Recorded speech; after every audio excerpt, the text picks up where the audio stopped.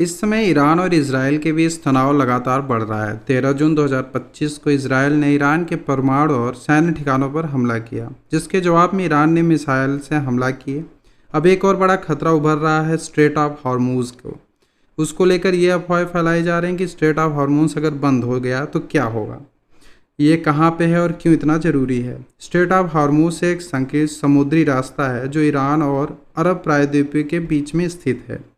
Persian खाड़ी का Gulf of Oman और अरब सागर से जोड़ता है। यह जलमार्ग केवल 100 किलोमीटर से भी कम चौड़ा है, लेकिन पूरी दुनिया की तेल सप्लाई के लिए यह लाइफलाइन है। स्ट्रेट ऑफ हॉर्मूज से कितना तेल जाता है?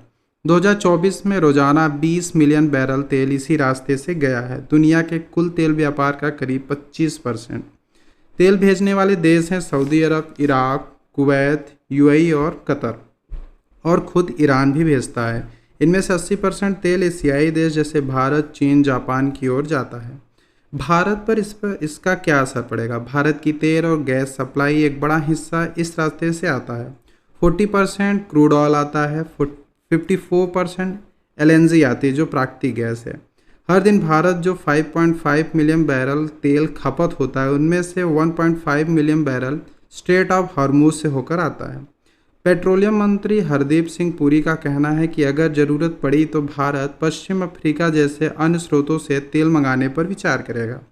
क्या ईरान इस रास्ते को बंद कर सकता है? इतिहास में कई बार ईरान ने धमकी दी है कि अगर दबाव बढ़ा तो वह रास्ता बंद कर देगा। 1980 से 1988 से ईरान और इराक का युद्ध में दोनों देशों ने एक दूसरे के टैंकों पर हमला किया, जिससे अमेरिका को कुवैत जैसे जहाज़ों की सुरक्षा के लिए युद्धपोत भेजने पड़े थे। 2011-12 में जब पश्चिमी देशों ने ईरान पर प्रतिबंध लगाया, तब भी ईरान ने धमकी दी थी।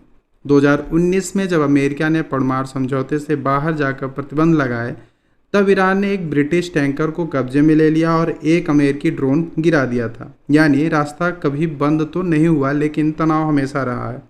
अगर रास्ता बंद हुआ तो क्या होगा?